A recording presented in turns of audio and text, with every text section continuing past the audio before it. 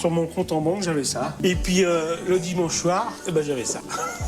On gagne du temps comme ça, je trouve c'est plus parlant. Du coup, j'ai acheté un ticket de loto à 3 € pour avoir le super jackpot.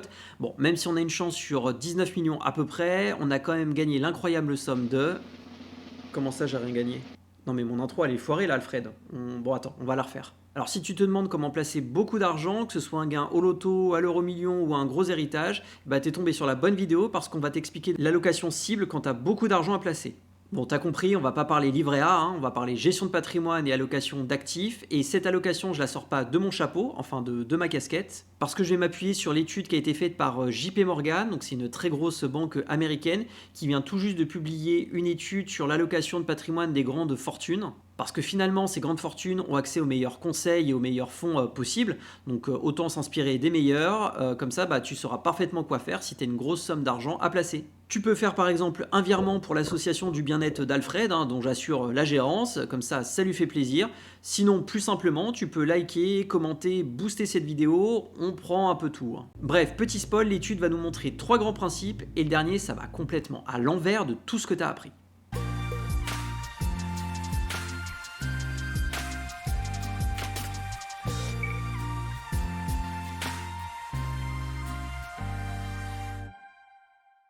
Salut, c'est Gabriel. Alors petit rappel comme d'habitude, je ne suis pas conseiller financier, Alfred non plus, donc tout ce que tu vas voir dans cette vidéo, c'est pas un conseil en investissement.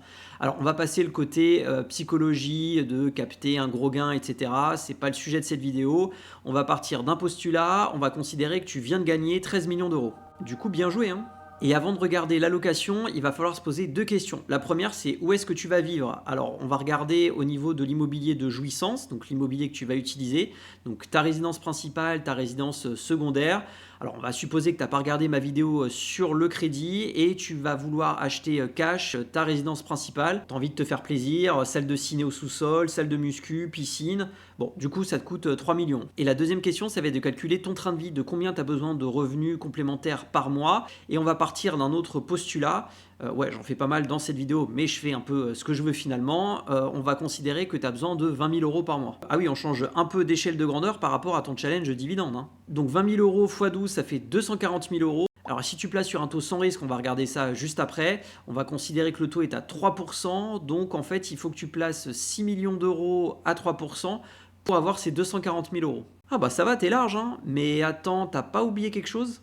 Ah oui, tu as raison, on a oublié un petit détail, c'est la fiscalité. Du coup, quand tu vas avoir des dividendes, des intérêts, des plus-values, tout ça, ça va être fiscalisé à 31,4%. Et du coup, si tu as besoin de 20 000 € par mois, alors j'arrondis, mais il va te falloir du coup plutôt 350 000 € de dividendes, par exemple, pour retirer 240 000 € en net dans ta poche. Ok, mais t'as pas oublié un autre truc? Ah oui, t'as raison, j'ai oublié Bagheera. Alors, on n'est pas dans le livre de la jungle, mais Mowgli, il est pas content parce qu'on a oublié la taxe Puma. Alors, tout le monde n'est pas concerné par la taxe Puma, mais typiquement, si t'es un gagnant du loto ou de l'euro-million et que tu ne travailles plus, t'es typiquement impacté par cette taxe. Parce que tu vois, cette taxe Puma, ça va viser les individus qui perçoivent donc des revenus de capitaux mobiliers, donc des dividendes, des revenus fonciers, des plus-values. Ça va être en fait la taxe, ce qu'ils appellent la taxe des rentiers, parce que finalement tes revenus d'activité professionnelle, t'en as pas, ou en tout cas ils sont inférieurs à 20% d'un certain plafond. Et justement, tes revenus du patrimoine, eux, pour le coup, ils sont largement supérieurs à ce fameux plafond de la sécurité sociale, soit à peu près 23 000 €. Donc, tu vois, nous, avec nos 20 000 € par mois de revenus de capitaux mobiliers, on est typiquement impacté par cette taxe-là. Ah, mais du coup, ça te coûte combien ? Alors tu vois, la formule savante, elle est ici, mais ce qu'il faut retenir, en gros, c'est que si on a besoin, par exemple, de 20 000 € de revenus nets par mois, en fait, ça va te coûter à peu près 20 000 € cette fameuse taxe. Donc, tu vois, ça te coûte quand même finalement un mois de revenus, alors un peu plus avec la fiscalité. Donc, tout ça, c'est pas neutre. Et c'est fini là, t'as pas oublié un truc? Alors je vais me dépêcher parce que j'ai l'impression que tu vas revenir rapidement sinon. Alors en fait, tu vois tout à l'heure, je t'avais dit qu'on était à peu près large, parce que finalement 240 000 €, 3%, ça te fait 6 millions d'euros, donc on était large. Mais avec la fiscalité, c'est plus du tout la même chose. Il nous faut 350 000 euros. Et si tu places sur un taux sans risque à 3%, et bah du coup, tu es à 11 millions d'euros. Et là, on voit que les calculs sont pas bons, Alfred, hein, parce que si tu as besoin de 350 000 euros de revenus, d'intérêt finalement placé à un taux sans risque à 3%, et bien là, on n'est plus du tout à 6 millions de tout à l'heure, mais on est plus proche de quasiment 12 millions d'euros. Donc en fait, il va falloir prendre du risque parce que finalement, on n'a pas gagné assez, Alfred. Ah bah écoute, on est toujours le pauvre de quelqu'un, hein, mon pauvre vieux. Et c'est là que l'étude de JP Morgan intervient. Et pour te montrer que l'étude que je vais te présenter dans cette vidéo, ça n'a pas été fait en 5 minutes dans le jardin, c'est vraiment quelque chose de sérieux. JP Morgan, c'est la plus grande banque des États-Unis et l'une des plus importantes du monde. Et ils ont un service de gestion de fortune qui est vraiment au top, qui cible vraiment les plus grandes fortunes mondiales. Et on va regarder ça tout de suite. Alors je te parlais tout à l'heure d'avoir les bons conseils et c'est vrai que plus tu montes en gamme, plus tu as accès finalement aux meilleurs services en termes de conseils de fonds. Tu as, je dirais, le niveau standard, hein, donc ça te concerne Alfred, donc les agences classiques. Au-dessus, tu vas voir les banques privées, donc en général c'est à partir de 200, 300 000 euros jusqu'à 3, 4, 5 millions d'euros. Au-delà, tu as accès à la gestion de fortune. Alors là, tu le vois au niveau de l'étude, donc là, c'est les clients analysés. Alors bon, on s'est un peu emballé hein, avec Alfred, comme tout à l'heure avec mon ticket de loto, parce que là, finalement, le patrimoine moyen dans cette étude-là, c'est 1,6 milliard de dollars. Bon, après, les millions, ça va, ça vient, hein, mais l'idée, c'est vraiment de te présenter une allocation qui soit vraiment premium. Ah oui, je vois. Et du coup, pas un mec qui a une casquette à l'envers et qui parle à un cochon. Ah bah merci, super le commentaire. Bon écoute, je suis pas rancunier, je vais quand même te montrer l'étude. Et l'un des objectifs finalement des grandes fortunes, et ça va influer dans leur allocation d'actifs, ça va être de transmettre leur patrimoine aux générations futures. Tu vois que là, le nombre de générations suivies par les family office, donc les gérants de ces grandes fortunes, tu vois qu'on est en majorité à 3 générations ou plus. Donc c'est par exemple le grand-père, la grand-mère qui a créé l'entreprise, qui a transmis à ses enfants et ensuite a transmis à ses petits-enfants. Et l'allocation doit aussi s'adapter par rapport aux risques que tu peux avoir sur ton portefeuille. Et par exemple, tu vois, ceux qui craignent des risques géopolitiques, et ben, en moyenne, ils vont mettre 2 fois plus d'or dans leur allocation d'actifs par rapport à d'autres où ils sont plus détendus sur le sujet.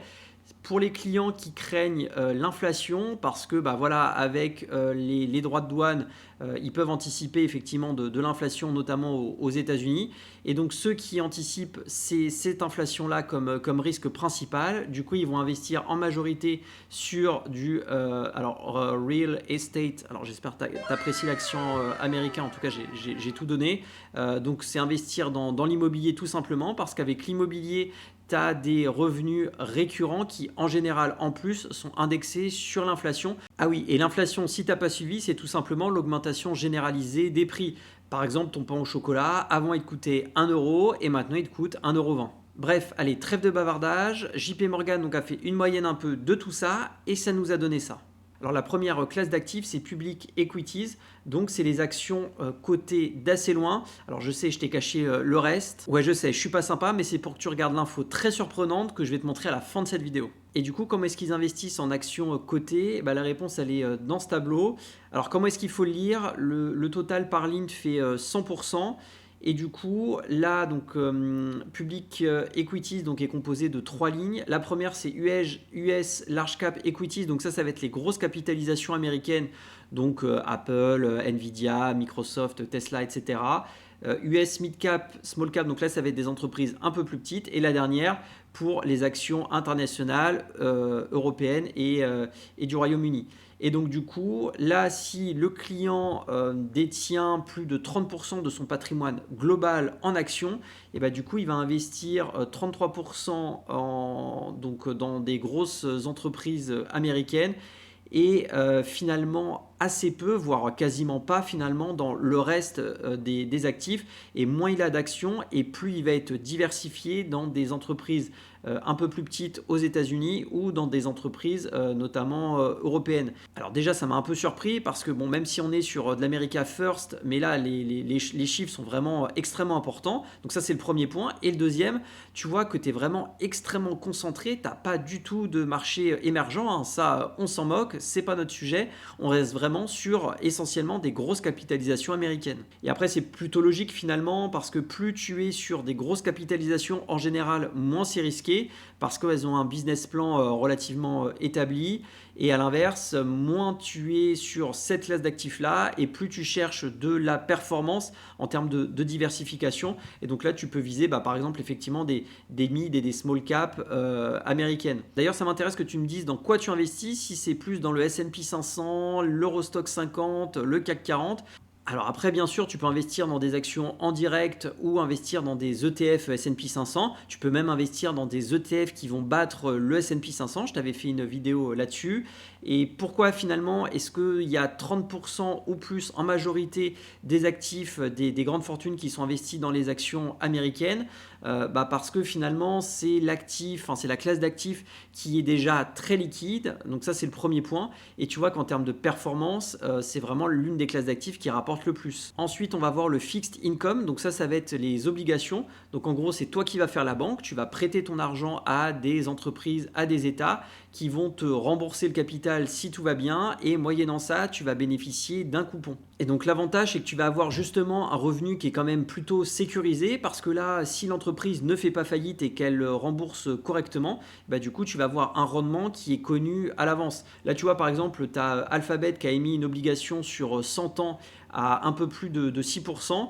Alors pour être remboursé à 100 ans, il va falloir quand même boire pas mal de jus d'orange. Hein. Mais là, tu vois, sur une entreprise qui est quand même très solide, elle émet un taux qui est quand même plutôt intéressant. Alors après, c'est sûr que les obligations vont moins performer dans le temps que les actions parce que tu n'es pas propriétaire de l'entreprise. Si l'entreprise double, quadruple son chiffre d'affaires, toi, détenteur d'une obligation, tu n'es pas directement impacté. Toi, ce qui t'intéresse, c'est de savoir si tu es remboursé ou non. Et donc là, au niveau des obligations, tu as différentes manières d'investir, soit sur des obligations qui sont très bien notées. Donc du coup, l'investment grade, donc c'est la première ligne. Donc là, ça va être des entreprises qui sont bien notées. Donc qui dit bien noté dit moins de risque. Donc qui dit moins de risque dit moins de rendement. Donc là, l'objectif, c'est d'avoir, ce que je te disais, un revenu qui soit plutôt sécurisé. Et après, plus tu vas monter, plus tu vas avoir, tu vas viser du revenu, du rendement. Donc ça, c'est des bons du trésor américain, ce qu'aime très bien Warren Buffett. Et là, ça va être des bons qui vont être émis par des municipalités. Parce que prêter ton argent à une municipalité ou à une université, ça te rapporte beaucoup plus. Alors après, tout le monde ne peut pas le faire. Il n'y en a que certains qui peuvent. Je t'avais fait d'ailleurs une vidéo là-dessus. Et tu vois des taux de rendement qui sont vraiment juste complètement dingues. Et la troisième classe d'actifs, ça va être dans le private investment. Alors là, ça va être dans tout ce qui est non coté. L'objectif, ça va être de délivrer de la performance sur un temps long, voire très long, parce que là, on raisonne en général sur 10-12 ans, mais l'objectif, c'est vraiment de te délivrer des très grosses performances. Alors du coup, qui dit ça dit forcément assez risqué. Et d'ailleurs, tu vois, c'est pas la troisième classe d'actifs, mais c'est la deuxième. Hein, c'est pour voir si tu suis. Et du coup, comme c'est quand même très risqué, il faut vraiment être diversifié dans cette classe d'actifs-là. Oui, je me rappelle de ta vidéo sur le private equity, mais d'ailleurs, tu as fait une vidéo sur chaque classe d'actifs. Ça mériterait peut-être que je m'abonne, non? Ah, c'est pas moi qui vais te dire le contraire. Alors, sur le non-coté, tu as différentes classes d'actifs. Tu as le private equity, donc là, on va être vraiment sur l'investissement directement au capital d'entreprise pour participer à la gestion, pour aider au développement de grosses PME, grosses ETI. Qui ont besoin de capital pour se développer. Là, on est sur l'immobilier. Alors, par exemple, tu peux participer à la construction, je ne sais pas, par exemple, d'un hôtel. Le private credit, donc là, c'est un peu finalement assimilé à de l'obligation. C'est qu'en fait, tu vas prêter ton argent à des entreprises qui décident de ne pas faire appel aux banques.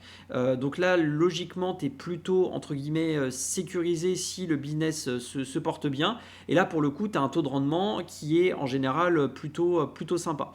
Et donc là, tu vois la répartition d'actifs.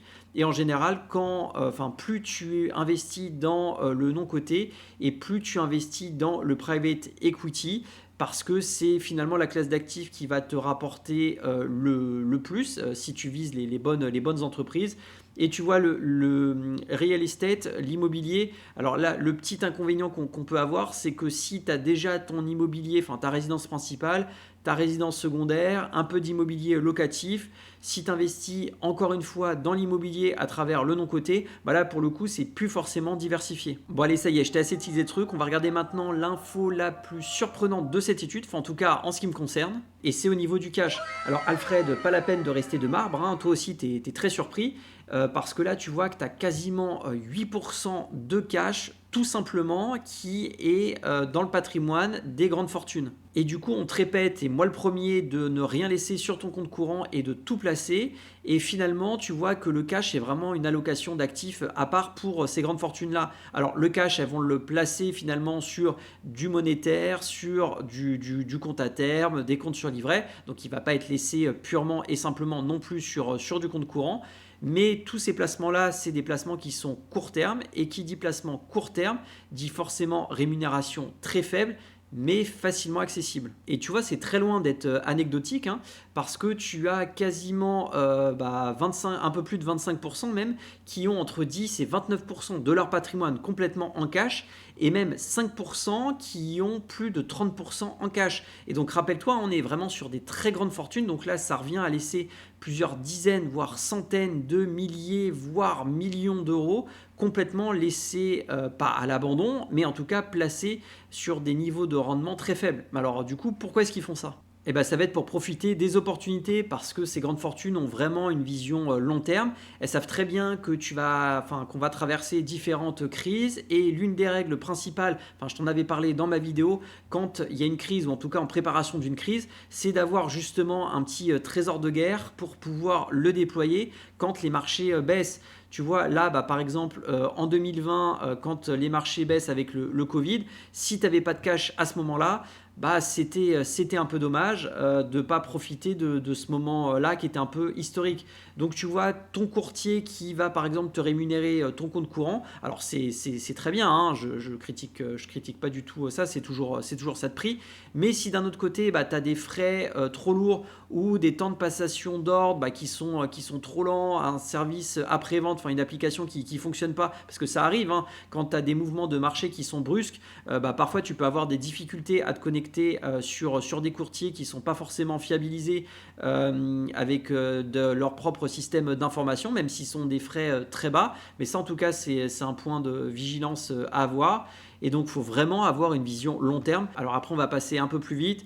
Hedge fund, alors là en fait ça va être des fonds qui vont être complètement décorrélés des marchés financiers. Là l'objectif ça va être d'avoir une performance absolue, par exemple d'avoir toujours 15% par an. Alors bien sûr, hein, c'est un objectif, c'est pas forcément toujours atteint, mais là ils vont vraiment spéculer avec des options, avec du levier, donc ça c'est pas forcément accessible à tout le monde.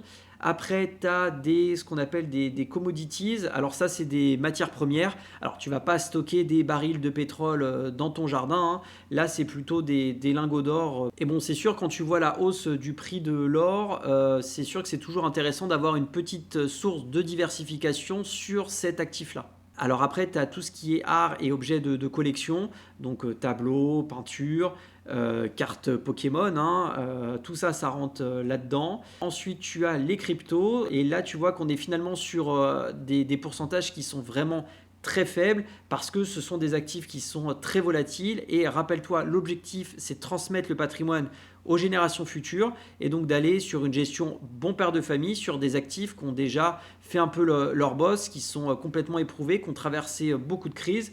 Donc les actions cotées, les obligations et les fonds non cotés, c'est vraiment les trois classes d'actifs préférées des grandes fortunes. Bon alors on en revient à mon gain du loto, donc on était sur 13 millions moins 3 millions, donc ça nous fait 10 millions à placer. Alors rappelle-toi, nous on a besoin de 20 000 euros par mois, hein, ta piscine elle coûte cher, donc du coup tu peux placer par exemple entre 10, 20, 30% maximum sur de l'immobilier de location, donc pour avoir justement du revenu passif. Alors l'objectif c'est de ne pas trop dépasser ce seuil-là, parce que finalement, entre ta résidence principale, ta résidence secondaire, potentiellement un peu d'actifs non cotés en immobilier, plus tout ton immobilier locatif, et bah du coup, tu vas avoir un patrimoine immobilier très important et du coup, tu risques d'être taxé à l'IFI. Qu'est-ce que c'est que ça encore? Tu m'as pas dit que c'était fini tout à l'heure avec tes impôts? Alors, je vais bientôt te faire une vidéo sur les impôts, ça va être d'actualité très bientôt parce que le mois de mai approche, mon ami, hein.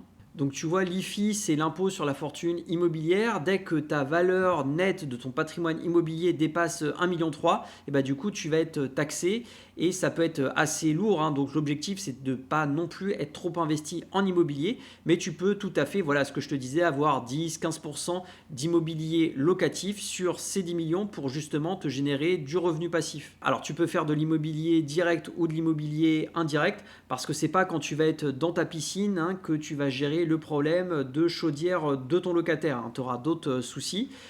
Donc du coup, tu peux investir dans des SCPI, des sociétés civiles de placement en immobilier. Donc là, tu vas déléguer complètement la gestion et tu n'attends qu'une seule chose, c'est d'avoir les revenus virés directement sur ton compte. Donc c'est quand même plutôt très sympa. Les jeunes SCPI, en moyenne, on est sur des rendements au-delà de 5% net. Et donc par exemple, si tu places 2 millions d'euros sur des SCPI plutôt jeunes à 5% de rendement net d'impôt, et ben ça va te rapporter 100 000 euros de revenus par an. Et j'aime bien ce mix finalement entre revenus passifs immobiliers et revenus passifs financiers que tu peux avoir par exemple avec les obligations ou avec les dividendes de tes grosses actions américaines. Et l'objectif en fait c'est d'être vraiment diversifié, c'est c'est l'une des conclusions, hein, que te donne finalement cette étude là, et c'est vraiment dans cet ordre là, immobilier de jouissance, ensuite tes revenus et ensuite ton allocation. C'est vraiment dans cet ordre là que tu peux, je dirais, placer correctement ton argent. Et ensuite va venir, je dirais, le choix des différentes enveloppes, que ce soit par exemple assurance vie, PEA, compte titre. Et comme tu es resté jusqu'à la fin, tu as droit à un petit bonus. Alors tu peux faire un petit arrêt sur image. Là tu vois l'allocation globale de tous les clients gérants de fortune de JP Morgan. Donc alors tu as des petites différences qui sont assez sympas. Tu vois que les clients américains, ce que je te disais au niveau des actions, on est effectivement sur les États-Unis, hein, il n'y a pas de surprise.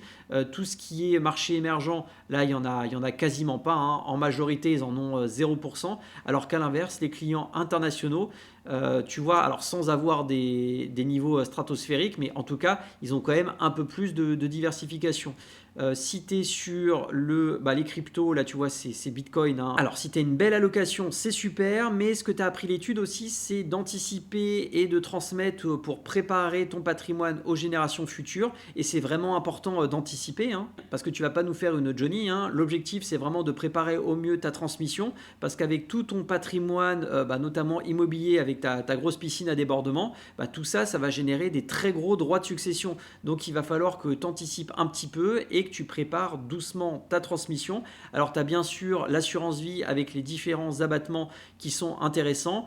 Le PEA, il n'y a pas d'avantage particulier, mais par contre le compte titre, hein, je t'avais fait une vidéo encore une fois là-dessus pour optimiser justement la transmission à tes héritiers. Alors j'espère que la vidéo t'a plu, c'était pas une promotion pour jouer, hein. De toute façon tu as vu qu'avec mon ticket on n'avait rien gagné, donc tout ça sert à rien. L'objectif c'était de te montrer qu'en fait il fallait vraiment prendre tes finances en main. Quand tu as un gros capital, l'erreur c'est effectivement de croire que c'est illimité parce que ça peut partir finalement très vite. Et la deuxième c'est de ne rien placer parce que finalement tu vas avoir l'inflation et ça va être ton pire ennemi et va forcément falloir que tu cherches du rendement pour combattre ça. Et l'objectif aussi, bien sûr, à terme, ça va être de transmettre ton patrimoine. Et ce qu'on a appris en plus, c'est effectivement de toujours conserver un peu de cash pour saisir les opportunités et surtout de bien diversifier son patrimoine. Et cette diversification, ça va te permettre de générer de la performance. Et de la performance, tu vas en avoir grandement besoin, hein. Quand tu vois le niveau de nos finances publiques, ça fait peur. Je t'ai fait une vidéo là-dessus qui s'affiche juste ici pour témoigner sur une note positive. J'espère que tu as bien liké, boosté, commenté cette vidéo. J'ai besoin de ton soutien, ça m'aide à faire du contenu original. Sinon, je te souhaite une belle semaine et un grand merci pour ton soutien. À la semaine prochaine pour de nouvelles aventures avec Alfred.